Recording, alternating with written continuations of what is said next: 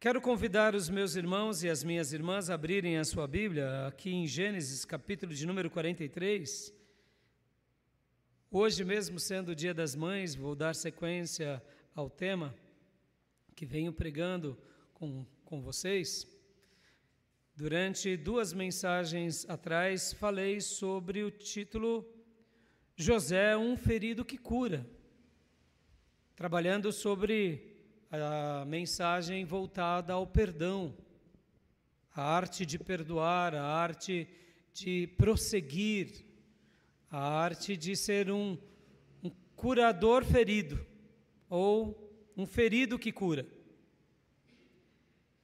Trabalhei nas minhas últimas 2 mensagens sobre esse título, José, um curador ferido, mas Hoje eu estarei mudando o título, mas ainda será a sequência daquela mensagem. Será a continuação dessas 2 mensagens.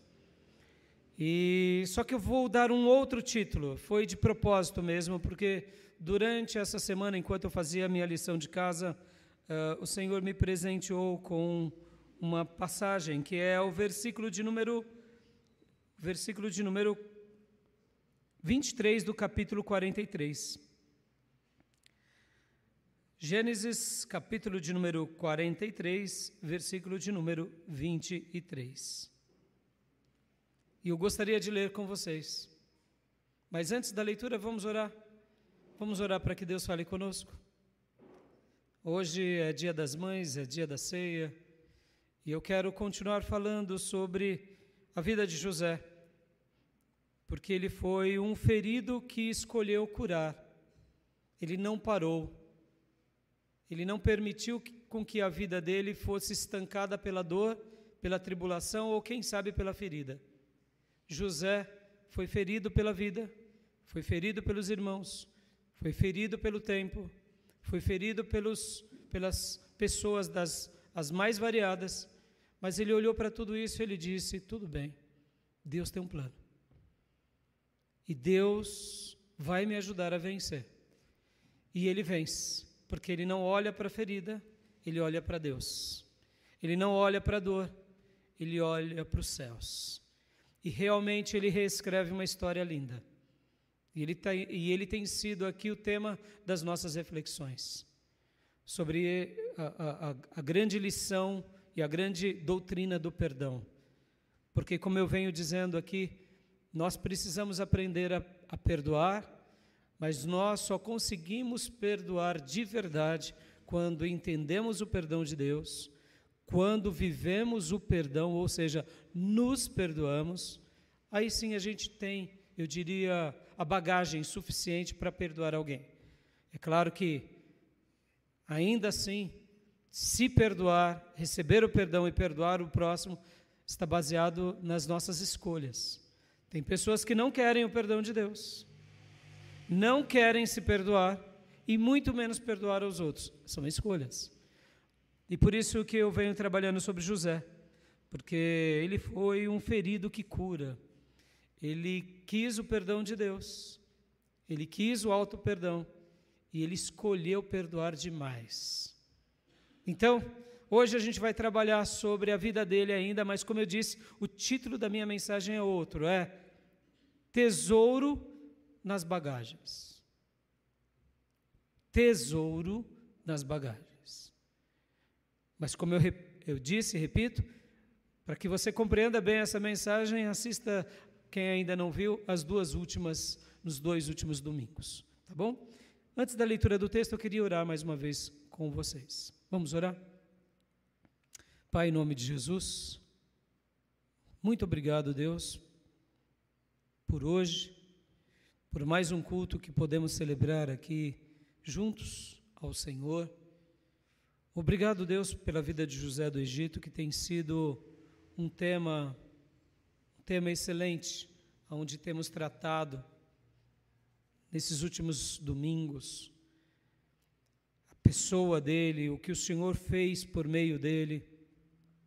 E te pedimos, ó Deus, hoje, nesse dia tão especial, que também é o Dia das Mães, te pedimos por todos nós, fala conosco, fala ao nosso coração, e nos ensina. Nos ensina o que o Senhor realmente tem para nós, quer de nós, espera de nós. É assim, Pai, que eu oro, pedindo, tenha misericórdia da nossa vida. Nos ajuda, Pai, a progredir, a caminhar, a vencer. Ó Deus, e nos cura. Nos cura de todas as mazelas, nos cura de todos os problemas nossos, de todas as crises e, quem sabe, virosas. E, ó Deus, nos ajuda, assim como o Senhor ajudou José, nos pega pelas mãos, nos faz dar passos firmes, nos muda interiormente e exteriormente, porque, Senhor, sem Ti nós nada somos, nós nada fazemos e nada realizamos. Mas nessa hora tão especial eu peço, ó Deus, fala aos nossos corações. Ministra a Tua palavra à vida de cada um que participa desse momento, desse banquete conosco.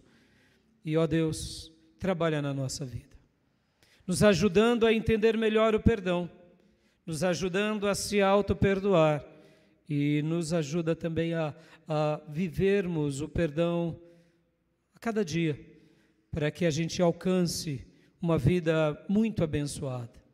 É assim que eu oro e é assim que eu te agradeço, em nome de Jesus. Amém. A tese das minhas mensagens anteriores era essa, era sobre o perdão de Deus, o perdão de si próprio e o perdão do próximo.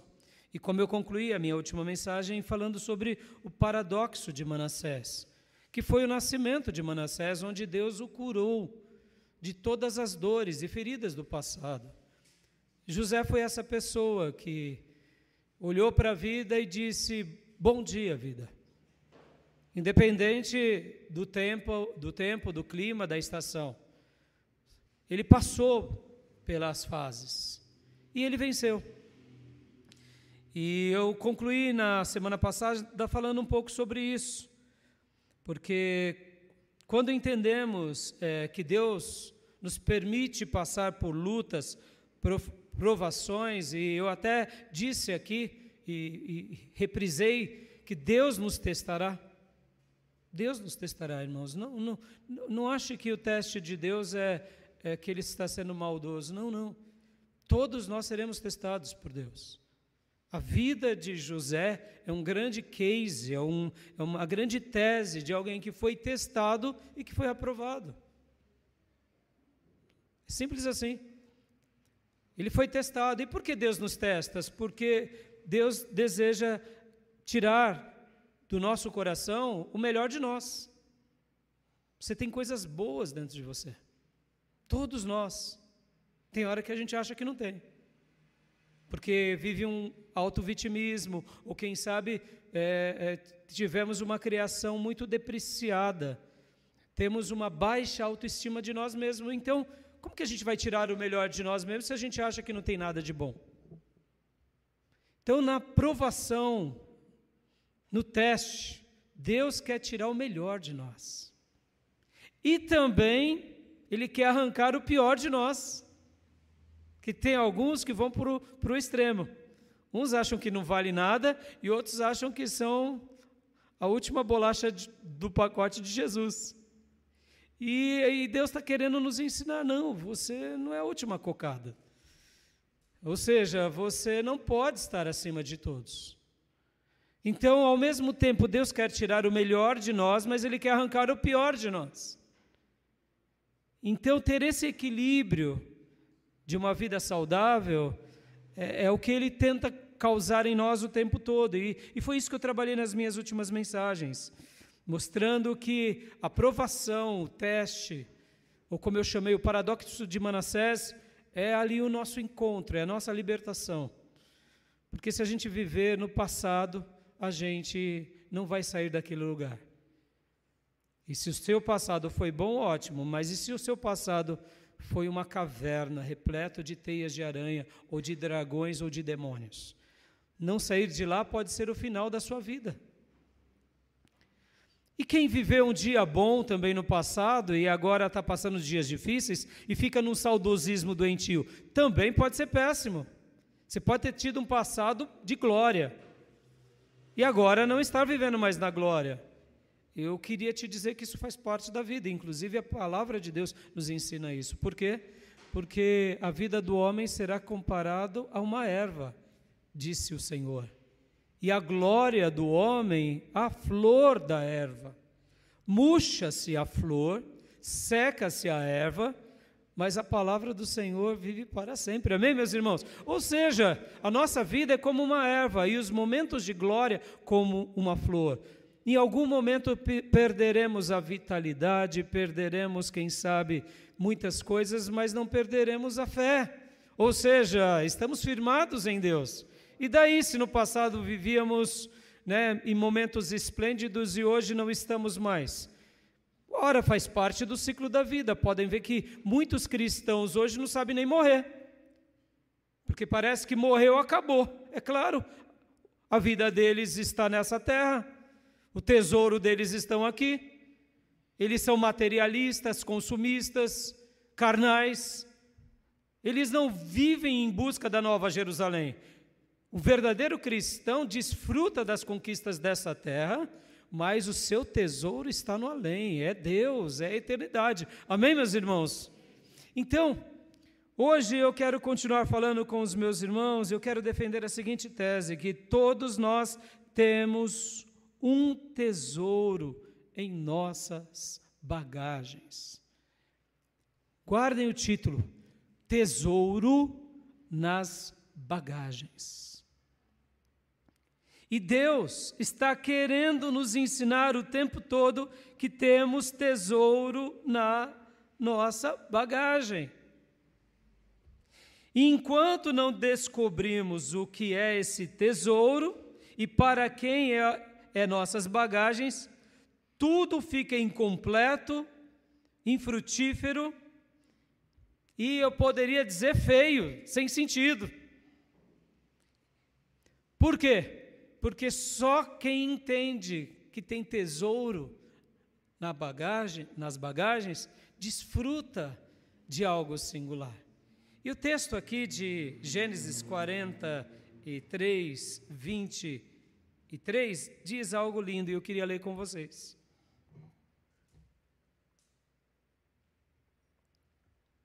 Fiquem tranquilos, disse o administrador. Não tenham medo.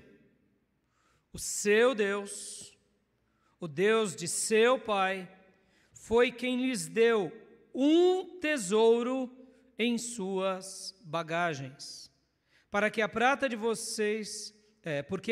vocês eu recebi. Então soltou Simeão e o levou à presença deles. Quero ler novamente, mas eu gostaria de destacar mais uma vez aqui as palavras desse administrador. Fiquem tranquilos, disse o administrador, não tenham medo. O seu Deus, o Deus de seu pai, foi quem lhes deu um tesouro em suas bagagens. Até aí.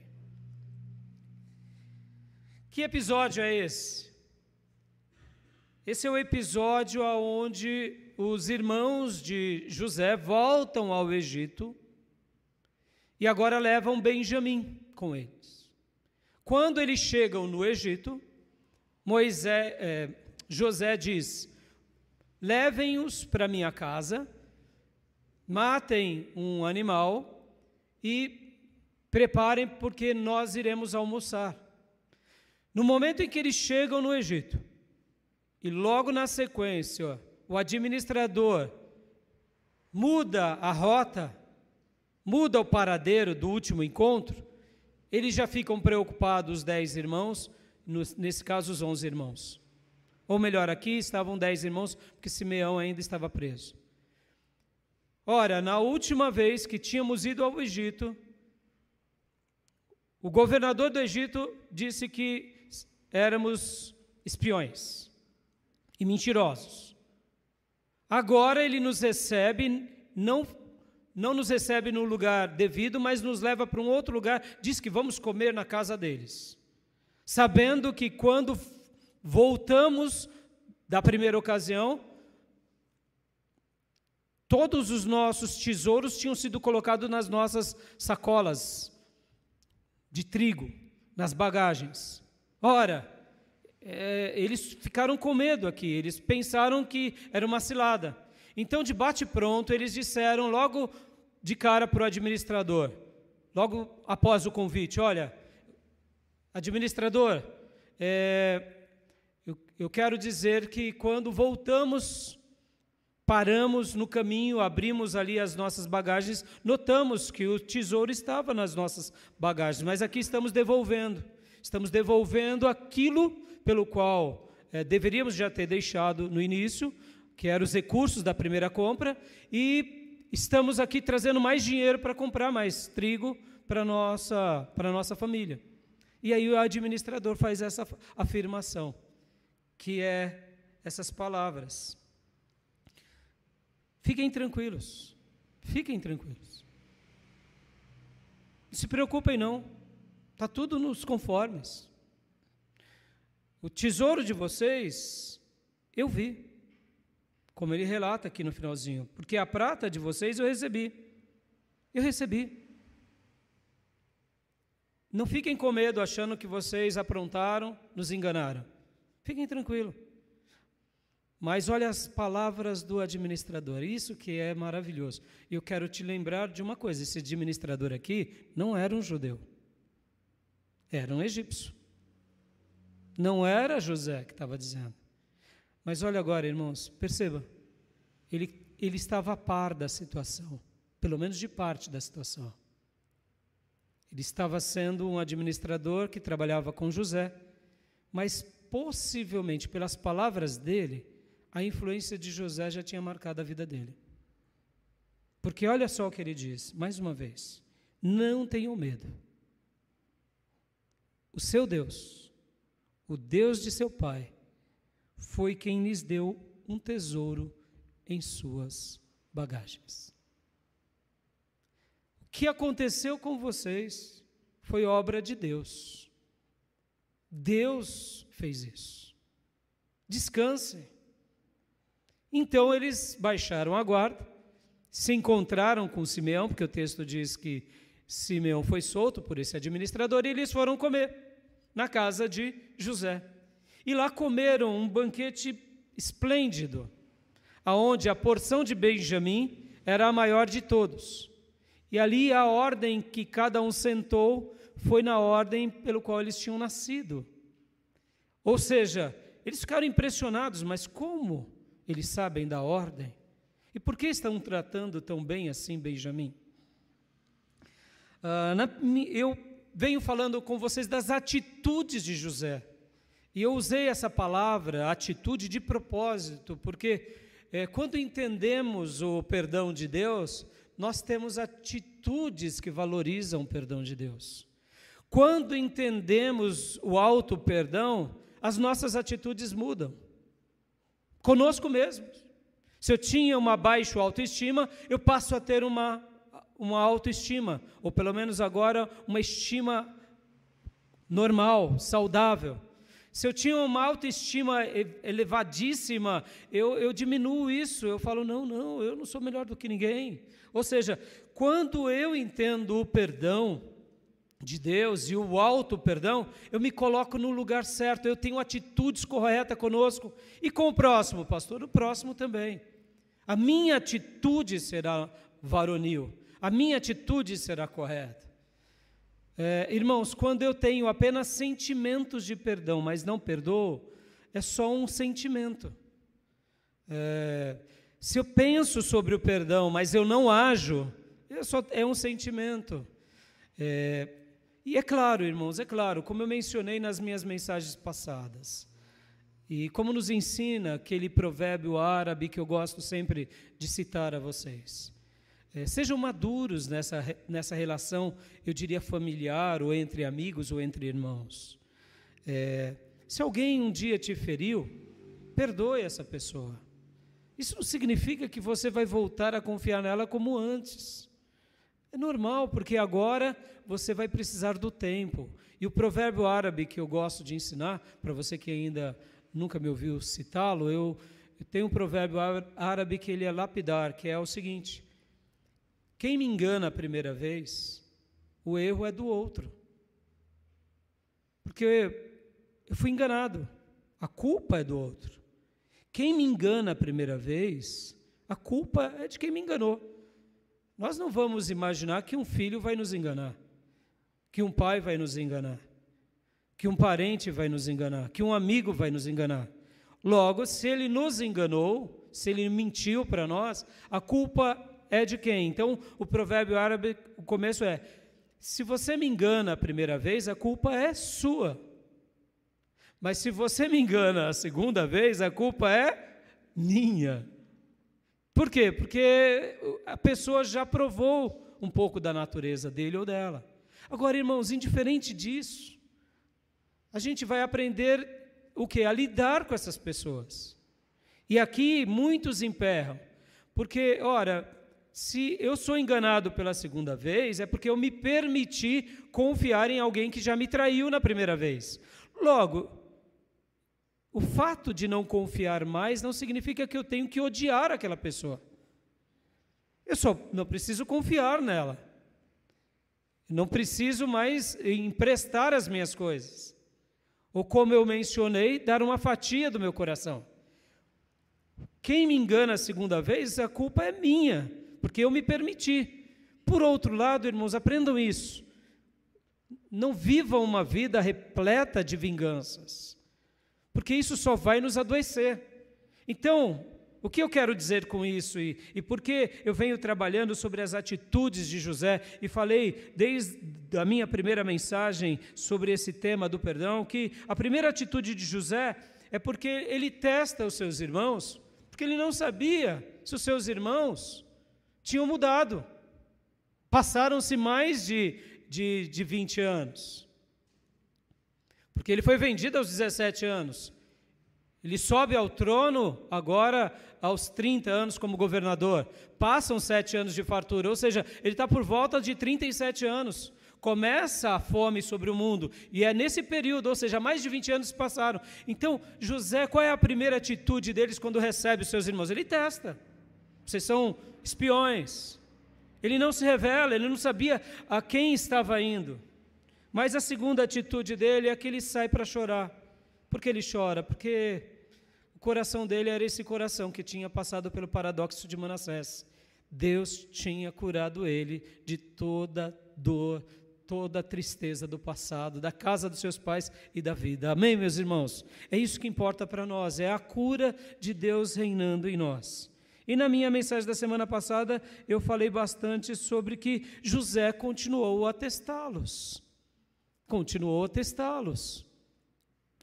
E ali concluí falando bastante sobre esse desejo de José, querendo vê-los o quê? Arrependidos. Porque eles voltam para casa e dizem para Jacó: nós só voltaremos para o Egito se levarmos Benjamim. Rúben fala com Jacó, dizendo: nós não vamos, pai, para o Egito. E Rúben até diz uma besteira, percebam que tolice. Rúben diz: peguem os meus 2 filhos, pai, e se eu não trouxer Benjamim, pode matá-los. Ora, você acha que Jacó ia fazer isso? Como vingança? Jacó era o patriarca. Ele não queria perder ninguém, ele não queria perder Benjamim, muito menos Simeão. Ele já tinha perdido José.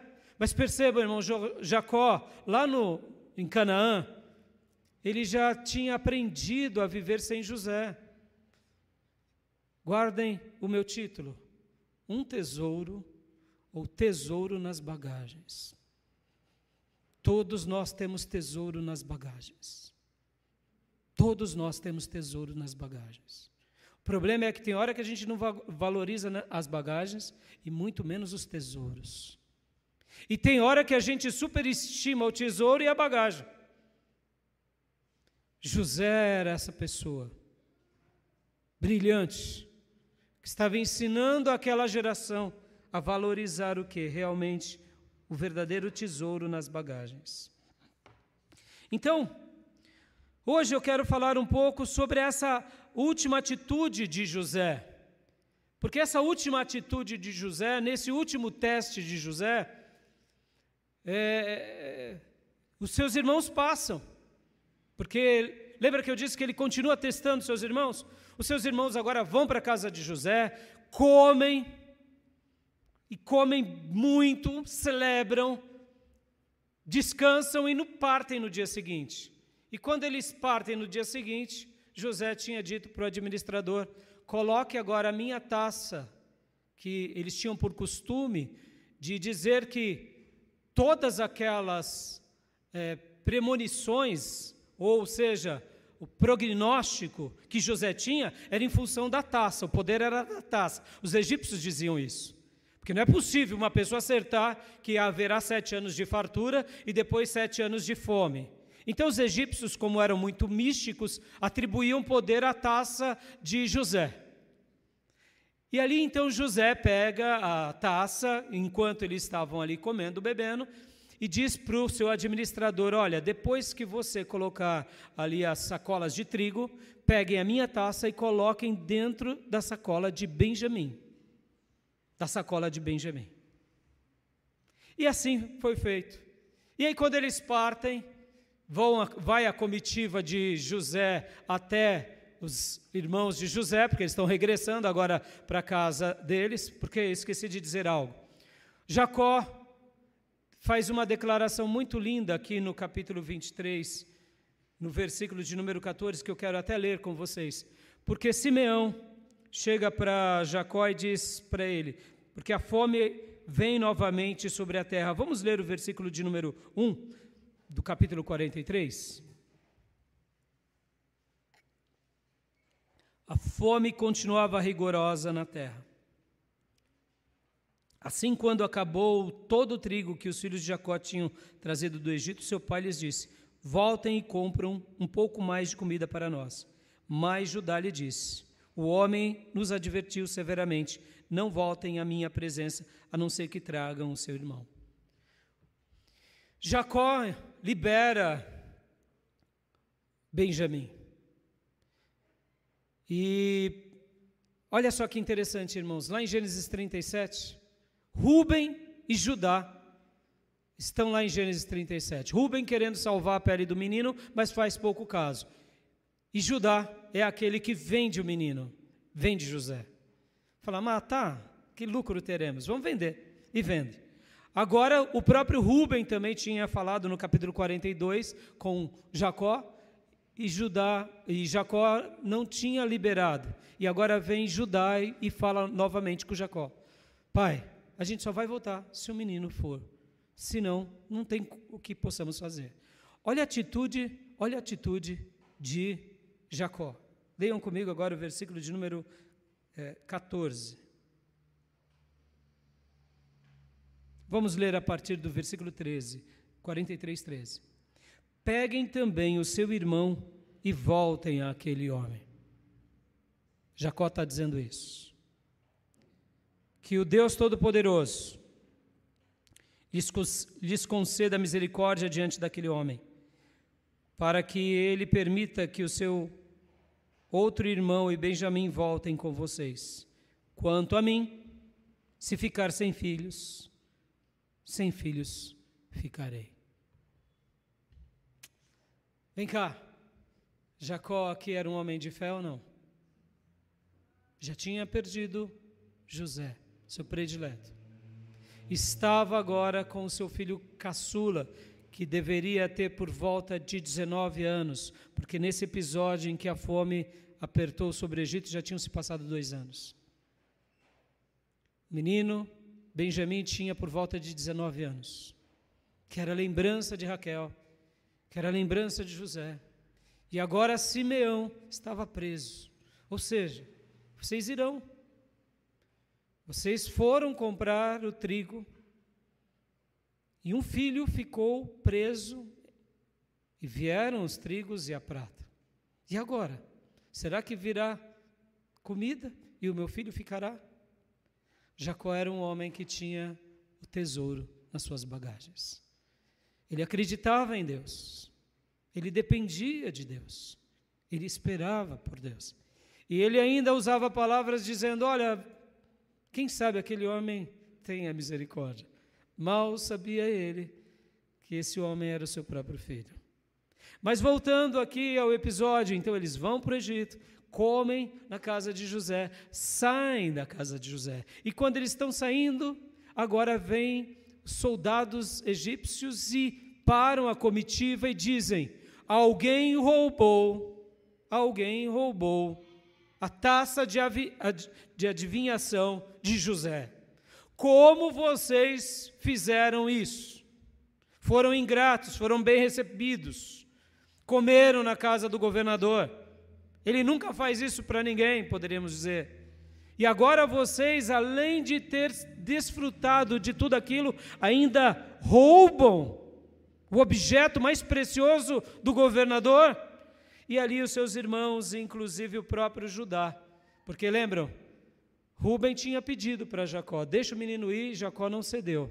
Judá pediu e Jacó cedeu. Agora estava sobre o cuidado de quem? De Judá, o Benjamim. E aí eles dizem: na sacola de quem estiver, esse ficará preso escravo no Egito.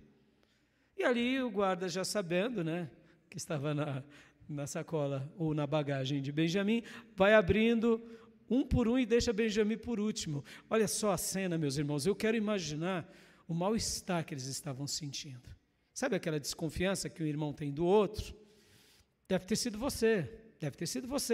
E de repente ali um por um, de Rúben, Simeão, Levi, Judá, Zebulon, e aí passando por cada um, e de repente faltava 2 irmãos e Benjamim. Abre o do penúltimo e não era ele, sobrou a mochila apenas, a bagagem apenas de Benjamim. E agora Judá, então ele implora, porque descobrem que estava na bagagem de Benjamim. E o que ele faz aqui, meus irmãos?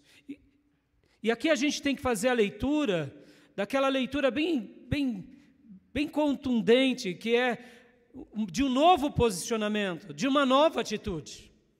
Lembra que eu falei na última mensagem? Deus nos testa, meus irmãos, Deus nos testa. Ele espera de nós atitudes. Não é boas intenções. Guardem isso, irmãos. As boas intenções não fazem nada. De boas intenções, como diz o adágio popular, o inferno está cheio. Se eu não tenho atitudes, a minha boa intenção não passa de um pensamento fútil e, quem sabe, de um pensamento que me auto-engana.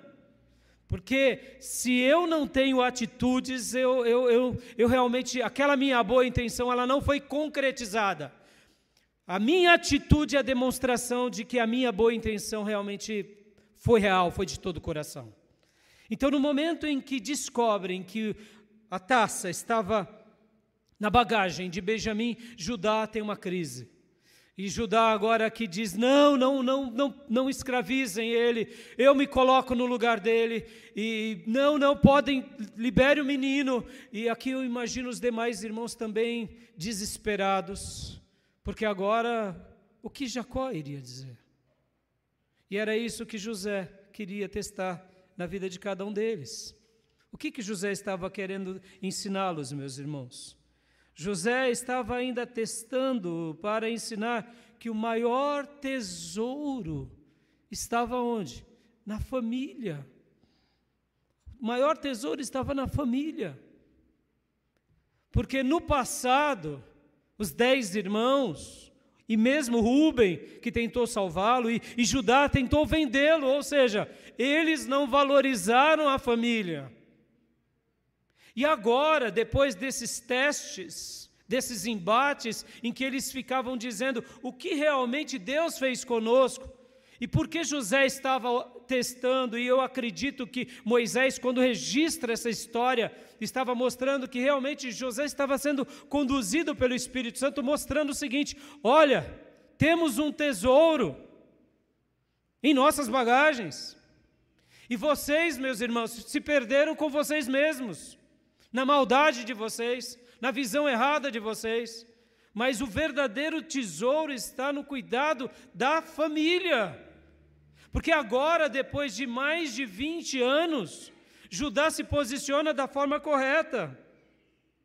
Porque, de fato, aqui, percebam, irmãos, o que é o tesouro se nós não temos família? O que é conquista se nós não temos lar? O que é igreja se nós não temos rebanho? O que é dom se eu não posso desenvolvê-lo entre vocês? O verdadeiro tesouro está na nossa família, meus irmãos. Muitas vezes a gente fica olhando para as coisas, para os objetos, e esquecemos de que na nossa bagagem, porque a bagagem é importante, nós temos um tesouro que não é a prata ou o ouro. Porque muitos se perdem também nisso, adquirem prata e ouro e acham que já tem tudo. E podem então agora cambiar, negociar, podem comprar o quê? Trigo, podem comprar o que querem, e acham porque agora dão a provisão, já tem tudo. Mas eu te pergunto, o trigo é para quê? Para que serve o trigo? Se não para encher nossa barriga. E para que serve o ouro, a prata e os nossos recursos, se não é para cuidar da nossa família? Percebam, meus irmãos, aqui José estava ensinando em primeiro lugar isso. E Judá, em segundo lugar, que um dia vendeu José, agora Judá estava cuidando de Benjamim. Aleluia, posso ouvir um glória a Deus, meus irmãos? Judá estava dizendo, não, já causamos mal no nosso pai no passado. Não, agora eu quero causar bem. Judá no passado vendeu o irmão. E Judá agora no presente está dizendo, eu me coloco no lugar do irmão. Eu me torno escravo em lugar do meu irmão. Deixa esse menino viver. Deixa esse menino viver. Ele não pode viver longe do pai. Eu posso viver preso. Aleluia. Que coisa linda, meus irmãos. O que Judá estava dizendo aqui? Eu causei mal ao meu pai. Eu causei mal ao meu irmão. Eu causei mal a mim mesmo. Judá estava dizendo aqui, eu estou aprendendo um pouco sobre o perdão de Deus. O alto perdão e o perdão do próximo. E aqui o que acontece, irmãos? Em terceiro lugar, todos os 10 irmãos foram provados. Todos eles foram provados. Porque todos eles agora chegam diante de José. E todos eles, de forma uníssona, dizem a José, deixa o menino ir, deixa o menino ir. Nosso pai não merece isso. E aí vem o grande momento. Qual é o grande momento, meus irmãos? Porque, como eu tinha dito há pouco, o primeiro tesouro que temos é a nossa família, meus irmãos. O segundo tesouro que eu poderia dizer que temos é entender o perdão de Deus, o alto perdão e o perdão do próximo. O terceiro tesouro que temos foi a atitude dos 10 irmãos dizendo, erramos, mas queremos agora reescrever uma nova história. Por favor, não deixe o menino ficar. Por favor. A nossa atitude, a atitude dos 10 irmãos de José, estavam sendo pela primeira vez, depois de muitos anos de vida, pelo menos depois de mais de 39 anos, pela primeira vez, uma atitude correta, porque era provavelmente a idade de José, 39 anos. Pela primeira vez, as atitudes deles estavam sendo corretas, dizendo, não deixe o menino. Quero gastar apenas um minuto aqui nesse ponto. Percebam, irmãos, esses 10 irmãos poderiam ter falado, não, pode deixar Benjamim aí, pode deixar. Ele pegou? O problema é dele. Mesmo que ele estivesse dizendo ali, não, meus irmãos, eu não peguei, alguém colocou, não importa, o problema é seu. Sabe aquela máxima que a gente ouve na vida, problema transferido, problema resolvido? Isso é do demônio, viu, meus irmãos? Problema transferido, problema resolvido. Não. Eles não agiram assim. Eles sabiam que o problema era deles também. Porque, aliás, tudo que estava acontecendo aqui, eles tinham culpa no cartório. E pela primeira vez, os 10 estão aqui tendo atitudes, a mesma atitude de José. E é nesse exato momento que José se revela a todos eles. E no momento que José se revela a todos eles, José chora e José fala para eles: eu sou José. E eu quero acreditar que foi um momento especial, porque enquanto José se comunicava com os seus irmãos, ele falava por intérprete. Eu quero acreditar que naquele momento ele voltou a usar a sua língua natal, sua língua de origem, e se revelou, e chorou, e se abraçou a Benjamim, se abraçou aos seus irmãos. Os seus irmãos ficaram admirados. Nosso irmão, que vendemos como escravo, se torna o homem mais poderoso da terra. Irmãos, eles não infartaram pela misericórdia. Mas aqui, nesse momento, José, mais uma vez, demonstra aquilo, que ele era um curador ferido, mas ele não era um ferido que feria. Ou seja, a vida tinha golpeado, mas ele tinha aprendido, e ele estava dizendo: olha, eu tenho um grande tesouro, que não é ser governador do Egito, são vocês, meus irmãos, são vocês, minha família. E eu quero acreditar que aqui foi o grande momento em que todos eles foram aprovados. Todos eles receberam ali o perdão de José, junto com os abraços, com os choros e com os beijos. E agora ele diz, e mais uma vez, olha só, meus irmãos, guardem isso, ele demonstra, ele tem atitudes. Meu irmão, guarde isso. Talvez você esteja um pouco confuso, porque talvez algumas pessoas te pediram perdão e você não sabe como lidar. Dê tempo, irmãos, dê tempo. O tempo é um grande remédio para ver se a pessoa mudou. E se a pessoa não mudou? Tudo bem, meus irmãos, continue convivendo em paz com cada um que vive ao seu lado. Talvez você não confie mais naquela pessoa, mas aprenda a perdoar, aprenda a estar disposta. Lembra que em uma das minhas mensagens ainda sobre Jacó, falamos sobre a bondade? Sobre os patriarcas, falamos sobre a bondade. O que é a bondade? É uma atitude ativa. Eu provoco situações para ajudar. Lembrem disso, meus irmãos, você não precisa confiar na pessoa, mas ame a pessoa. Se a pessoa realmente mudou, ela te dará provas e o tempo vai unir vocês de volta. Amém, meus irmãos? Posso ouvir amém? É assim, a gente não sabe nem conviver com isso. Hoje o pedido de perdão virou uma situação política. A gente fica dando risadinhas amarelas. Não, meus irmãos. Você perdeu a confiança de alguém, qual o problema? Qual é o problema? Perdeu, perdeu. Como já dizia o ministro Supremo, perdeu, mané, não é? Perdeu. É assim que acontece. Perdeu. A gente tem vezes que tem que saber que alguém nos traiu, nos feriu, e daí? A vida vai parar por causa disso, meus irmãos? O problema não é você ter perdido aquela amizade, ter sido traído. O problema é você querer vingança sobre aquilo. José não tinha desejo de vingança. José tinha atitude de bondade. Vão, busque o meu pai e tragam todos os nossos parentes, porque ainda haverá mais 5 anos de fome sobre a terra. Ou seja, ele está tendo atitude. Aleluia, posso ouvir glórias a Deus? Ele está tendo atitudes, dizendo: vão buscar meu pai, digam para o meu pai, seu filho ainda vive. Aleluia. E agora os irmãos voltam para Canaã, só que diferente da primeira vez que eles chegaram, eles vêm com carruagens, vêm com presentes, vêm com egípcios. E meus irmãos, olha que cena maravilhosa foi essa. E quando eles chegam, Jacó olha aquela grande comitiva, e ali eles dizem: José está vivo. O coração de Jacó, a Bíblia diz, quase para. E no final de tudo, meus irmãos, não pensem vocês que José, inclusive, quando José diz para os seus irmãos: voltem, buscam meu pai, a última recomendação que ele dá: não briguem pelo caminho.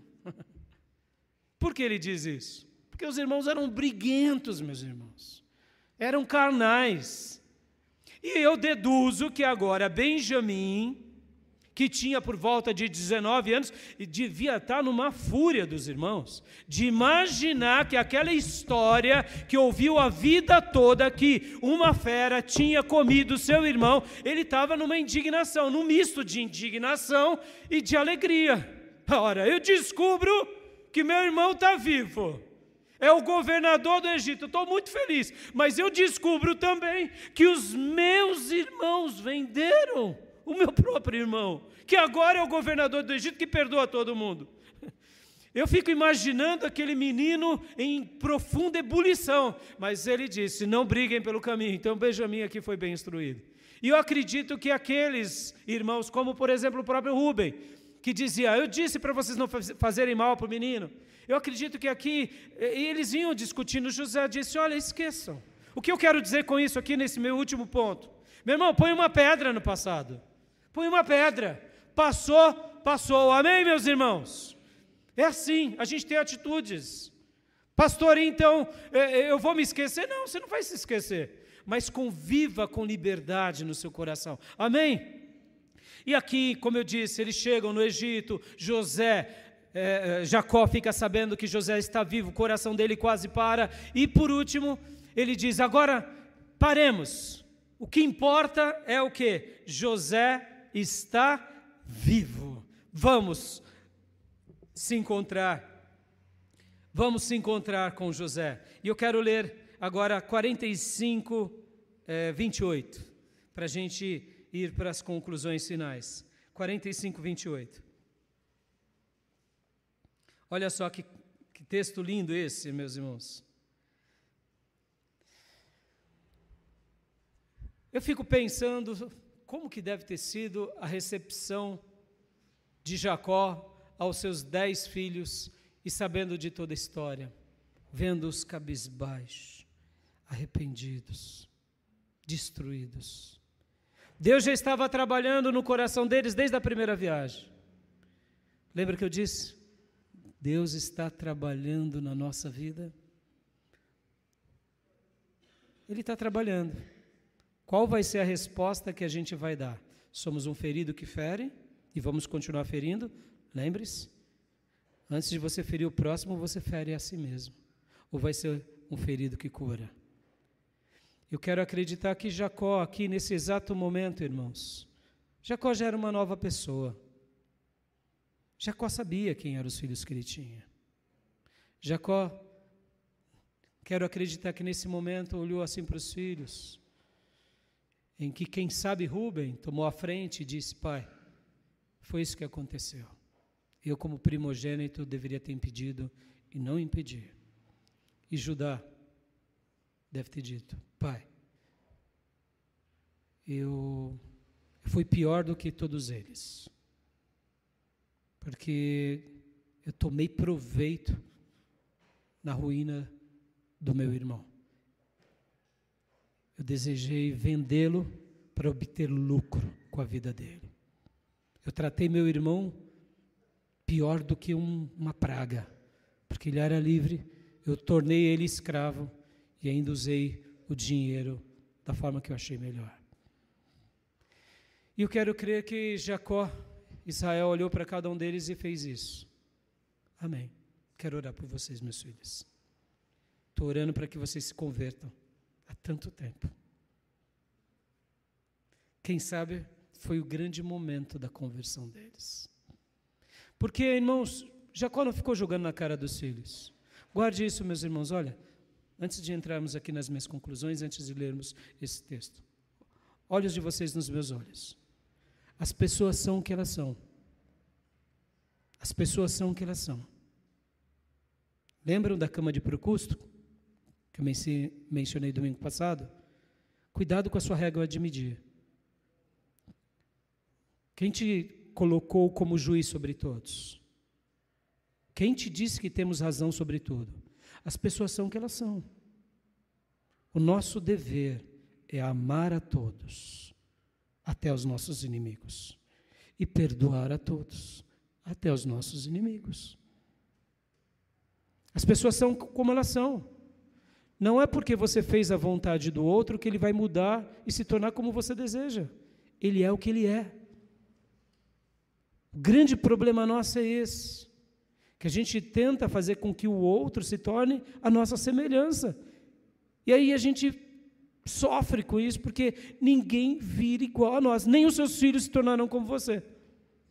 E podem ver que geralmente os filhos puxam algumas coisas dos pais, mas eles melhoram nos nossos defeitos. E é Deus nos testando mesmo. Porque quando a gente vê um filho que puxa um defeito nosso e ainda ele aprimora o defeito, você fala, pelo amor de Deus, como isso é horroroso. Como isso é trágico. Não é assim? Ou seja, meus irmãos, não esperem do outro perfeição. Espere amar o outro até o último dia da sua vida e da minha. Amém, meus irmãos? E amar é escolha, perdoar é escolha. Respeite as pessoas como elas são, porque nós somos únicos. Nós somos um tesouro de Deus, que estamos sendo lapidados na caminhada. E se a pessoa não te der ouvido, também não tente mudá-la na unha. E aqui, vamos lá, para os obreiros da igreja que muitas vezes falam, pastor, o senhor devia fazer isso, pastor, o senhor devia fazer aquilo. Meus irmãos, a igreja não é minha. Eu não tenho uma igreja, eu cuido de uma igreja e sou cuidado pela igreja. Estamos todos num processo. Eu oriento vocês na palavra e tento ser o exemplo na palavra. E tento pegar a minha mão e falar, venha comigo, meus irmãos. Mas eu não posso te obrigar a fazer o que eu penso ou faço. E por isso eu deixo com que os irmãos vivam aquilo que nós chamamos de lei da semeadura, porque aquilo que plantamos, colhemos. Quem vai te abençoar é Deus, quem vai te puxar as orelhas é Deus. Amém, meus irmãos? E aqui Jacó, naquele momento em que ora por todos eles, diz assim, vou orar por vocês, deduzo, tá, meus irmãos? E ali, por último, enquanto eles estão querendo buscar as suas razões, no versículo de número 28 do capítulo 45, vamos ler juntos? Israel diz, percebam que não foi Jacó que disse, foi Israel, aquele que tinha se encontrado com Deus. Basta, meu filho José ainda está vivo, irei vê-lo antes que eu morra. Posso ouvir glórias a Deus? Chega, não interessa. Passado fica no passado. Amém, igreja? Amém, igreja? Passado fica no passado. Ou seja, vamos seguir. Você vai ter amnésia? Claro que não. Mas lembre-se disso, nosso dever é o que? Amar, é perdoar. Nosso dever é esse diante de Deus. E José, ele vai também dizer algo maravilhoso no capítulo 45, versículo 8. Abra comigo no versículo 8, voltando um pouquinho. Quando os seus irmãos estão ali dialogando com ele, olha o que ele diz. Vamos ler a partir do versículo 7. Mas Deus me enviou à frente de vocês para lhes preservar um remanescente nessa terra e para salvar-lhes a vida com um grande livramento. Assim, não foram vocês que me mandaram para cá, mas sim o próprio Deus. Ele me tornou ministro do faraó e me fez administrador de todo o palácio e governador de todo o Egito. O que José estava dizendo? Lembra do paradoxo de Manassés? Ele estava dizendo, meus irmãos, não foi vocês não. Não, vocês não podem acabar com a minha vida. Vocês não têm esse poder não. Também não foi o diabo não. Foi Deus que me trouxe para cá. Deus me mandou antes. Ele me preparou na casa de Potifar, Ele me preparou no cárcere, e aqui estou para salvar todos os povos, inclusive a nossa nação, porque nós somos o quê? Nós somos os eleitos de Deus na terra. Aleluia! Ele estava dizendo, olha, a vida me golpeou, a vida me surrou, vocês fizeram-se, mas não foi vocês não, foi Deus. Meus irmãos, creia que nada na sua vida acontece que Deus não tenha a última palavra. Tudo acontece pela permissão de Deus. E olha, presta bastante atenção, hein? Você que fica dizendo que o outro acaba com você, que é o marido, que é a esposa, que é o pastor, que é a igreja, que é o Brasil. Não, ninguém pode destruir a sua vida. Nem o diabo, porque a sua vida está nas mãos de Deus. Amém, meus irmãos? O único que pode acabar com a sua vida é você mesmo. É você mesmo com as suas, talvez, truculências e ignorâncias. Por escolher errado, por escolher não amar, não perdoar. Porque, meus irmãos, nem o diabo pode nos destruir. Por quê? Porque estamos nas mãos de Deus. E o que o diabo pode fazer se ele está debaixo do estrado dos nossos pés? Amém, meus irmãos? Pastor, e dos ímpios? Meu irmão, quem cuida dos ímpios? Você acha que é o diabo que cuida dos ímpios? Se o diabo pudesse, ele matava todo mundo agora, meus irmãos. Quem é que faz chover sobre justos e injustos? É Deus. Deus cuida de todas as pessoas. Amém, meus irmãos? José está dizendo aqui, meus irmãos, aprendam comigo. Foi Deus quem cuidou de mim. Foi Deus quem me trouxe para cá. É Deus quem está cuidando da minha vida. E eu vou cuidar de vocês para sempre. Aleluias. E eu quero concluir agora falando isso. José se mantém nessa postura. Jacó vai para o Egito. Jacó agora se encontra com ele. Jacó vive mais 17 anos no Egito. E assim Jacó morre. E quando Jacó morre, os seus irmãos ficaram com medo. Agora que papai morreu, a fúria de José virá sobre nós. Que fúria! Que fúria! Olha como eles ainda eram pequenos. Eu quero acreditar que, quem sabe, alguns deles ainda não tinham se convertido ainda, porque eles foram cuidados por José. Ora, como poderia agora José aniquilá-los? Percebam, irmãos, a projeção. Se eles eram maus, eles achavam que o outro era mau. Tome muito cuidado com isso, meus irmãos. Muitas vezes o problema não é do outro, o problema é da projeção de você mesmo, que você causa sobre o outro. É você. Esse é o problema, está em você. Porque quando Jacó morre, eles disseram, agora José vai nos matar. Aí ele diz, meus irmãos, eu estou cuidando de vocês, seus Beelzebu, com todo respeito, seus gadareno, atribulado, eu não estou cuidando, estou amando.